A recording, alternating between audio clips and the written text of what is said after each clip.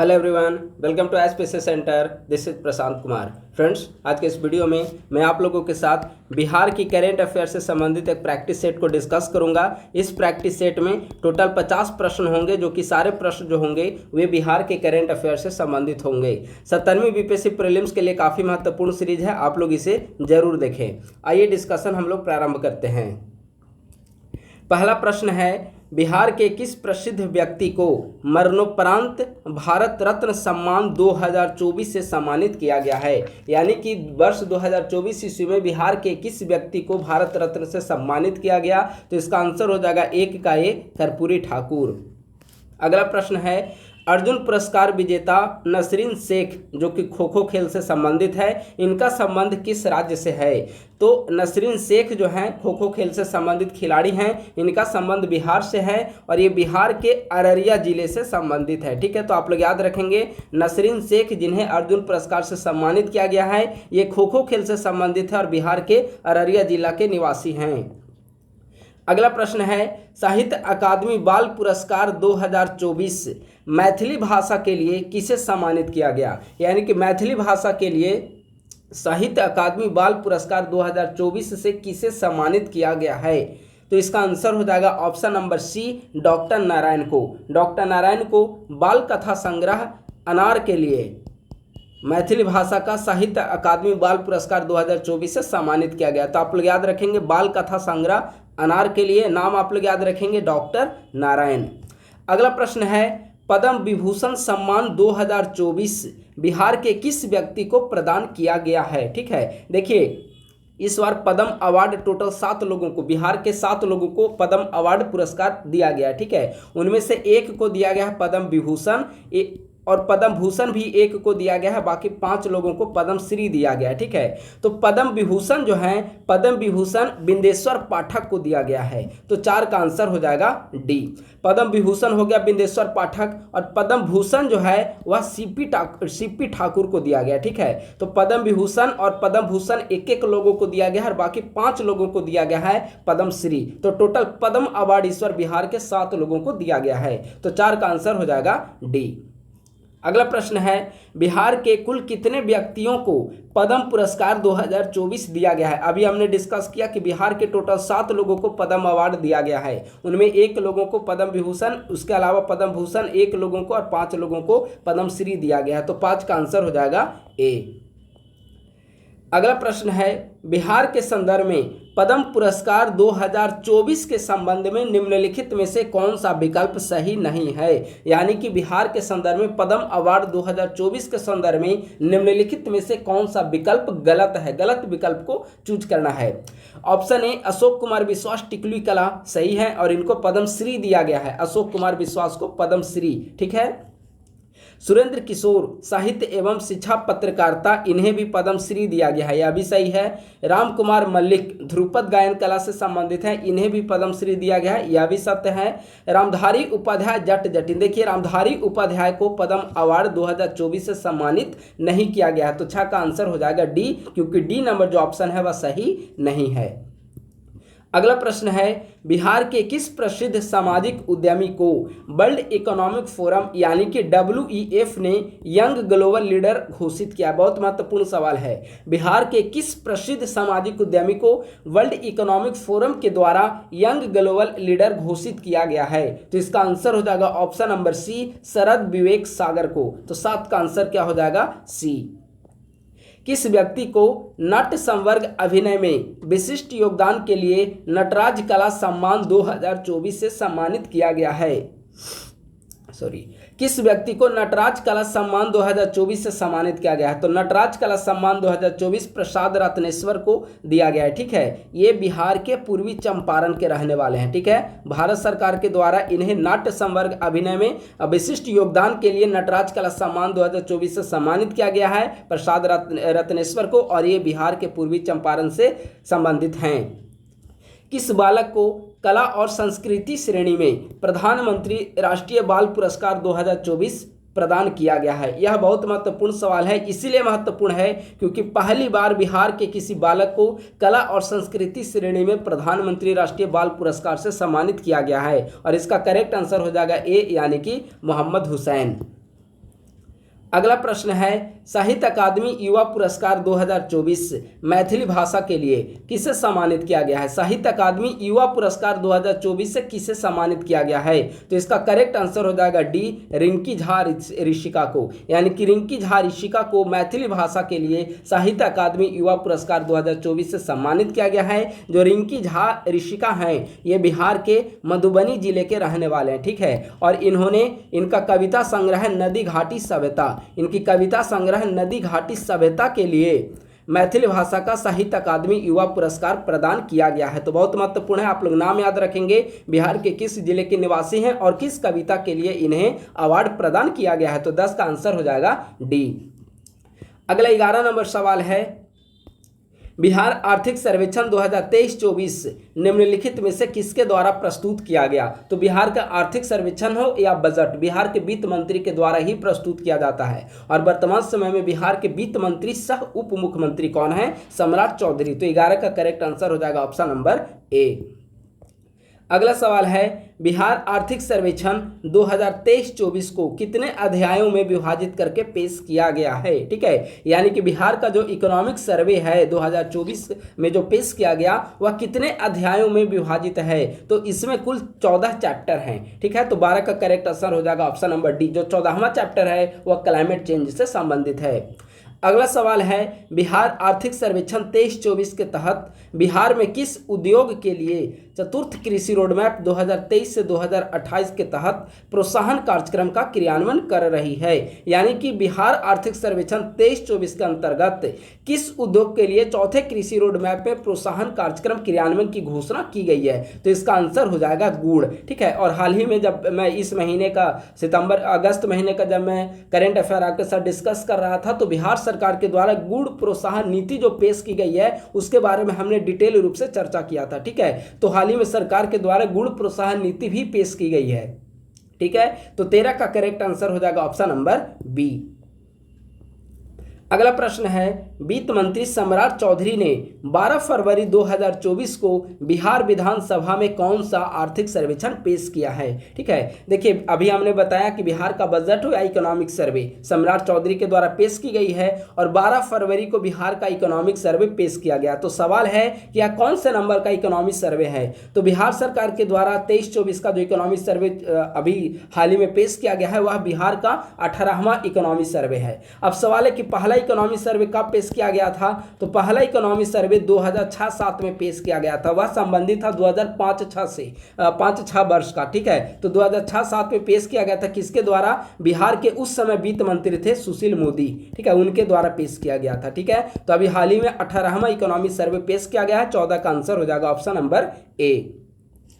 बिहार आर्थिक सर्वेक्षण 23-24 के अनुसार राज्य में मौद्रिक प्रति व्यक्ति आय पिछले वर्ष की तुलना में कितने प्रतिशत की वृद्धि हुई है। तो प्रति व्यक्ति आय में कितने प्रतिशत की वृद्धि हुई है पिछले वर्ष की तुलना में। तो 13.9% की वृद्धि हुई है। 15 का आंसर हो जाएगा ऑप्शन नंबर ए। बिहार आर्थिक सर्वेक्षण 23-24 के अनुसार राज्य में मौद्रिक प्रति व्यक्ति आय वर्तमान मूल्य पर कितना होने का अनुमान है। देखिए आप लोग याद रखेंगे, अगर स्थिर मूल्य पर प्रति व्यक्ति आय पूछा जाए, स्थिर मूल्य पर कैपिटा इनकम, तो बिहार का स्थिर मूल्य पर कैपिटा इनकम है 35,119 रुपया, ठीक है।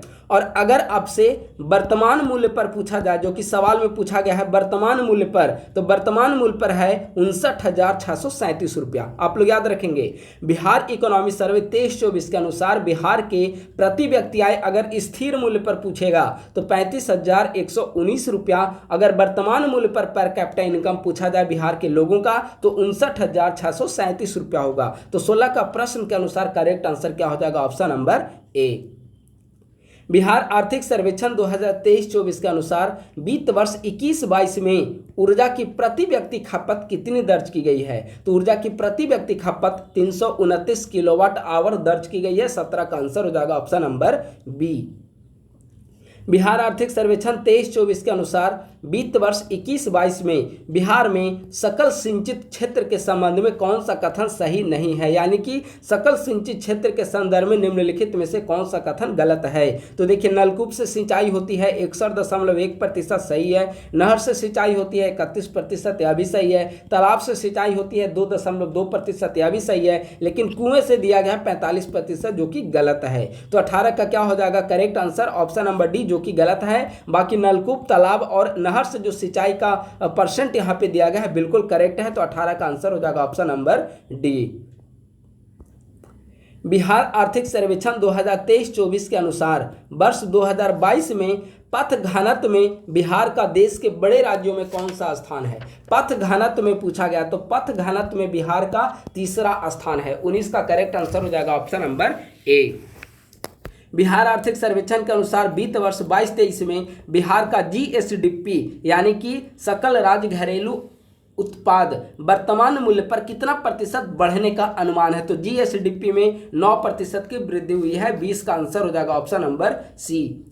बिहार सरकार के द्वारा वित्त वर्ष 25-26 तक नवीकरणीय स्रोतों से कितना प्रतिशत बिजली पाने का लक्ष्य रखा गया। बहुत महत्वपूर्ण सवाल है। बिहार सरकार का टारगेट है कि 2025-26 जब वित्तीय वर्ष आएगा तो उस समय नवीकरणीय ऊर्जा स्रोतों से हम 35% बिजली प्राप्त करेंगे। बहुत महत्वपूर्ण टारगेट है बिहार सरकार का। 21 का करेक्ट आंसर हो जाएगा ऑप्शन नंबर ए।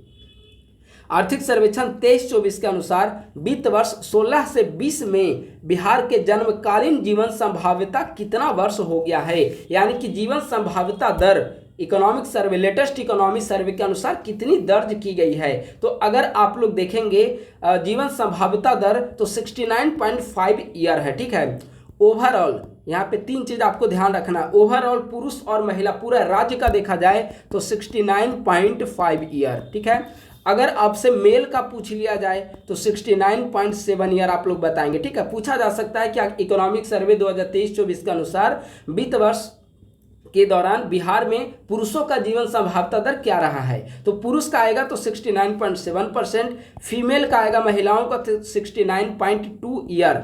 ठीक है, मेल का 69.7 ईयर, फीमेल का 69.2 ईयर और ओवरऑल अगर राज्य का पूछेगा तो 69.5 ईयर। तो 22 का करेक्ट आंसर हो जाएगा ऑप्शन नंबर ए।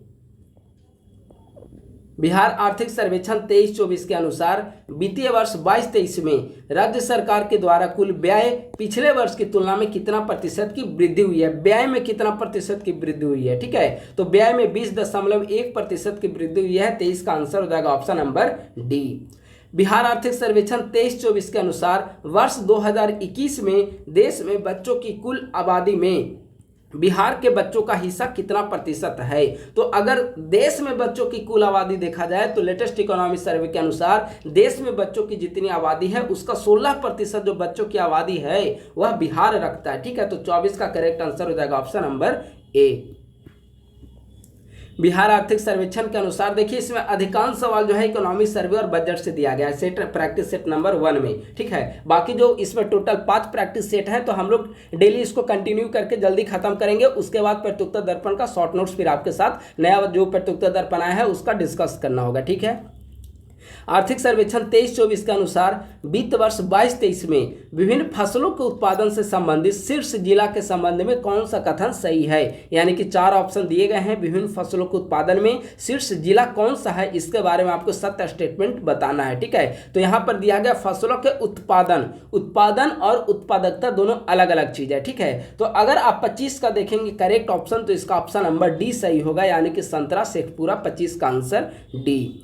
बिहार आर्थिक सर्वेक्षण के अनुसार वित्त वर्ष 22-23 में बिहार का जीएसडीपी स्थिर मूल्य पर कितना प्रतिशत बढ़ा है। तो स्थिर मूल्य पर जीएसडीपी 10.6% बढ़ा है। 26 का करेक्ट आंसर हो जाएगा ऑप्शन नंबर ए।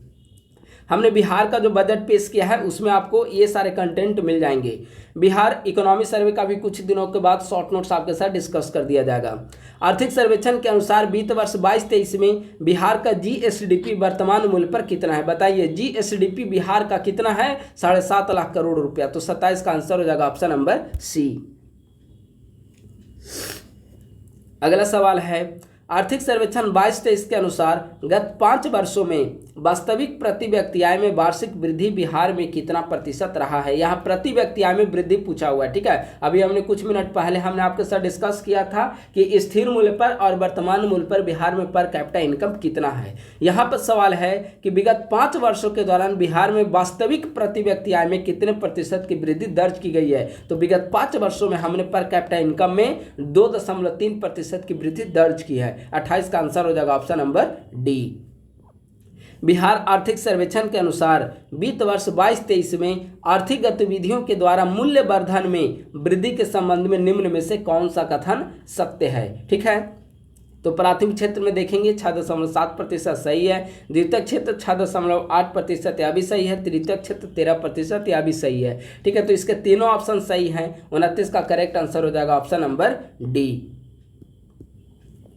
आर्थिक सर्वेक्षण के अनुसार वित्त वर्ष 21-22 में शुद्ध बुआई क्षेत्र राज्य के कुल भौगोलिक क्षेत्रफल का लगभग कितना प्रतिशत है। यानी कि राज्य का जितना एरिया है उतना उसका कितना प्रतिशत शुद्ध बुआई क्षेत्र से संबंधित है। तो इसका आंसर हो जाएगा ऑप्शन नंबर ए, यानी कि 54.2%। यानी कि राज्य का जितना एरिया है, कितना राज्य का क्षेत्रफल है, 94,163 वर्ग किलोमीटर। तो इसका 54.2% जो एरिया है शुद्ध बुआई क्षेत्र है। तो 30 का आंसर हो जाएगा ऑप्शन नंबर ए। बीते वर्ष 24-25 के लिए बिहार का कुल राजकोषीय घाटा कितना प्रतिशत अनुमानित है। बहुत महत्वपूर्ण सवाल है। राजकोषीय घाटा से सवाल अक्सर बीपीएससी में पूछा जाता है। तो सवाल है कि बिहार का कुल राजकोषीय घाटा कितना अनुमानित है। तो 29,095 करोड़ रुपया। 31 का आंसर हो जाएगा ऑप्शन नंबर डी। वित्त वर्ष 24-25 के लिए बिहार का सकल राज्य घरेलू उत्पाद यानी कि जीएसडीपी मौजूदा कीमत पिछले वर्ष की तुलना में कितने प्रतिशत की वृद्धि हुई है। यानी कि मौजूदा कीमत पर कितने प्रतिशत की वृद्धि हुई है जीएसडीपी में। तो इसका करेक्ट आंसर हो जाएगा 13.5%। अब आइए बजट का सवाल। बिहार बजट के अनुसार वित्त वर्ष 24-25 में विकासात्मक व्यय कुल कितना करोड़ रुपया अनुमानित है। विकासात्मक व्यय पूछ रहा है बजट के अनुसार। तो बजट के अनुसार 1,76,866 करोड़ रुपया यह बजट के अनुसार विकासात्मक व्यय है 24-25 का। 33 का आंसर हो जाएगा ऑप्शन नंबर ए। वित्त वर्ष 24-25 के अंत में लोक ऋण कितना रहने का अनुमान है। लोक ऋण पब्लिक डेट कितना प्रतिशत रहने का अनुमान है। 2,97,908 करोड़ रुपए। यानी कि इसको आप लगभग मोटा मोटी तौर पे 3 लाख करोड़ रुपए याद कर सकते हैं। अगला सवाल है वित्त वर्ष 24-25 में कुल राजस्व प्राप्ति पिछले वर्ष की तुलना में कितना करोड़ रुपया अधिक हुआ। राजस्व प्राप्ति कितना प्रतिशत बढ़ा है। तो 14,471 करोड़ रुपया, लगभग 14,500 करोड़ रुपया जो है राजस्व प्राप्ति पिछले वर्ष की तुलना में इस बार बढ़ा है।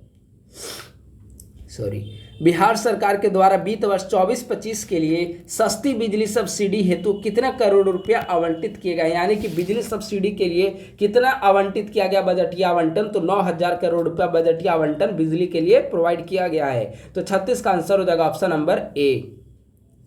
वित्त वर्ष 24-25 में कुल पूंजीगत व्यय कितना करोड़ रुपया अनुमानित है। यहाँ पर पूछा गया है पूंजीगत व्यय इस बार कितना करोड़ रुपया अनुमानित है बजट के अनुसार। तो बजट के अनुसार पूंजीगत व्यय जो किया जाएगा 53,048 करोड़ रुपया, ठीक है। तो 37 का आंसर हो जाएगा ऑप्शन नंबर बी।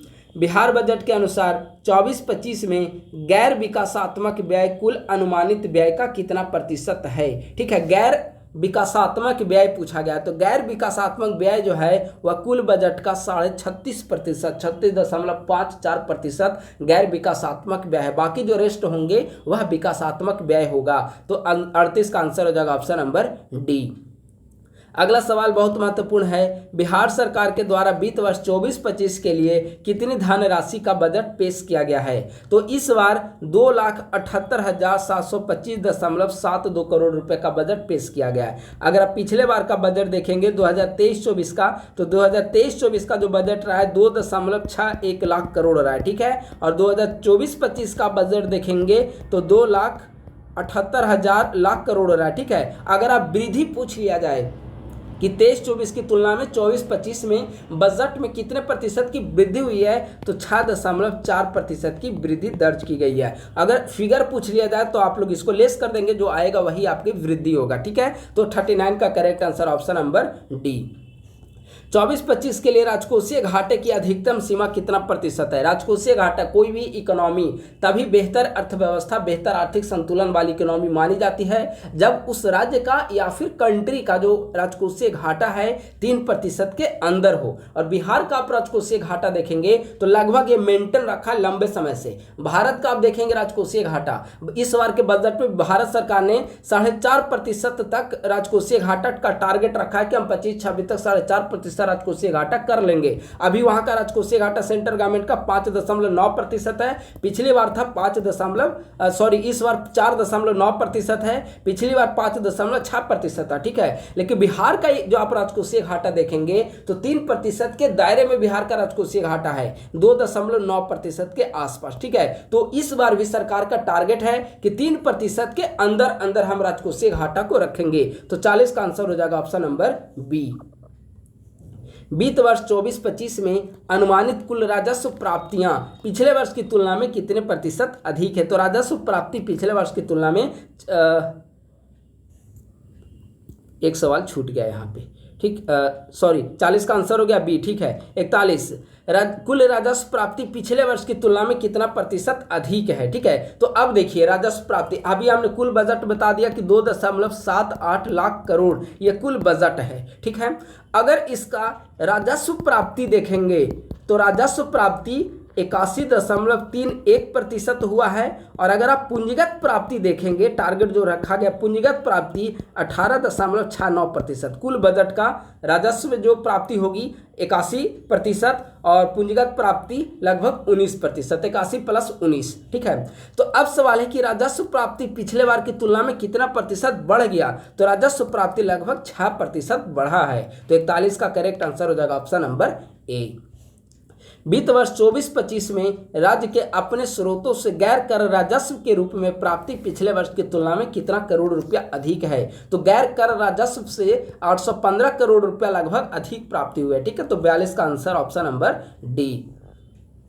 राष्ट्रीय स्वास्थ्य मिशन के लिए बिहार सरकार के द्वारा वित्त वर्ष 24-25 में कितना रुपया आवंटित किया गया है? तो स्वास्थ्य मिशन के लिए 3,620 करोड़ रुपया आवंटित किए गए हैं। इसका आंसर हो जाएगा ऑप्शन नंबर सी। बिहार सरकार के द्वारा प्रस्तुत बजट 24-25 का आकार पिछले वर्ष की तुलना में कितना रुपया अधिक है? अभी हमने ऊपर बताया था, पिछले बार था 2.61 लाख करोड़ रुपया, इस बार बजट है 2.78 लाख करोड़ रुपया। अगर इसे टोटल फिगर के रूप में आप इसे लेस करेंगे तो 16,840 करोड़ रुपया आता है। ठीक है, 6.4% की वृद्धि भी हुई है ये बजट में। ठीक है, तो इसका 44 का आंसर ऑप्शन नंबर सी। वित्त वर्ष 24-25 में राज्य को केंद्र सरकार से केंद्रीय कर में प्राप्त हिस्से पिछले वर्ष की तुलना में कितना करोड़ रुपया अधिक है? तो केंद्रीय कर में जो हिस्सा प्राप्त हो रहा है पिछले वर्ष की तुलना में 10,274 करोड़ रुपया अधिक है। वित्तीय वर्ष 24-25 में कुल राजस्व प्राप्ति कितने करोड़ रुपया अनुमानित है? तो राजस्व प्राप्ति अभी हमने आपको बता दिया था 81 पॉइंट समथिंग %। तो यहाँ पर सवाल है कि कुल कितना करोड़ रुपया राजस्व प्राप्ति इस बार होगा? तो 2.26 लाख करोड़ रुपया इस बार का राजस्व प्राप्ति होगा। बाकी जो रेस्ट बच गया वह पूंजीगत प्राप्ति होगा। ठीक है, समग्र शिक्षा अभियान के लिए बिहार सरकार के द्वारा वित्तीय वर्ष 24-25 में कितना करोड़ रुपया आवंटित किया गया समग्र शिक्षा अभियान के लिए? तो समग्र शिक्षा अभियान के लिए लगभग 14,500 करोड़ रुपया सरकार ने आवंटित किया है, 14,596 करोड़ रुपया। तो 47 का करेक्ट आंसर हो जाएगा ऑप्शन नंबर बी। वित्त वर्ष 24-25 में कुल राजस्व व्यय कितना करोड़ रुपया अनुमानित है? तो अगर आप राजस्व व्यय अनुमानित देखेंगे तो राजस्व व्यय अनुमानित है 2.25 लाख करोड़ रुपया। ठीक है, वित्तीय वर्ष 24-25 के लिए बिहार सरकार के द्वारा स्कीम मद में शिक्षा विभाग को कुल कितने रुपया आवंटित किए गए? यानी कि स्कीम के लिए बिहार सरकार ने शिक्षा विभाग को कितना रुपया आवंटित किया गया है बजट के अनुसार? तो 22,200 करोड़ रुपया सरकार ने आवंटित किया है। अगला और आज का 50वां नंबर सवाल है, वित्त वर्ष 24-25 में पूंजीगत व्यय कुल अनुमानित व्यय का कितना प्रतिशत है? पूंजीगत व्यय, ठीक है। तो अभी हमने बताया था, अगर आप पूंजीगत व्यय देखेंगे, अभी हमने राजस्व प्राप्ति पूंजीगत प्राप्ति आपको हमने बता दिया 81 + 19 राजस्व प्राप्ति और पूंजीगत प्राप्ति, ठीक है। अगर आप व्यय देखेंगे, वो तो प्राप्ति था, अब अगर आप व्यय देखेंगे तो जो पूंजीगत व्यय है वह 19.03% है और राजस्व व्यय अगर आप देखेंगे तो 80.97% है, ठीक है।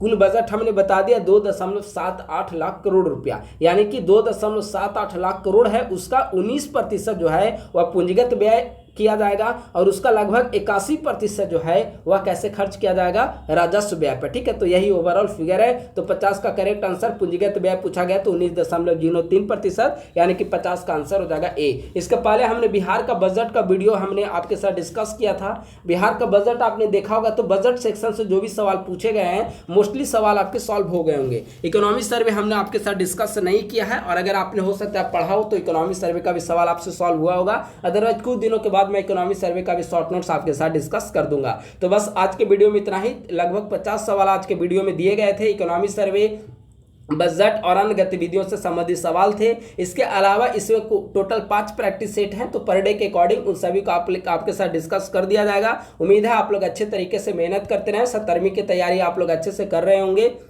जितने भी ज़्यादा से ज़्यादा आप लोग पॉसिबल हो पाए कि एमसीक्यू करेंट अफेयर ज़्यादा आप लोग फोकस करें, क्योंकि मेन जो खेल है 17वीं बीपीएससी प्रीलिम्स क्वालिफाई करने का, जितना अच्छे तरीके से आप करेंट अफेयर को कंप्लीट करेंगे और एमसीक्यू ज़्यादा से ज़्यादा आप सॉल्व करेंगे, क्लैरिटी आपकी उतनी अच्छी होगी, ठीक है। तो बस आज के वीडियो में इतना ही।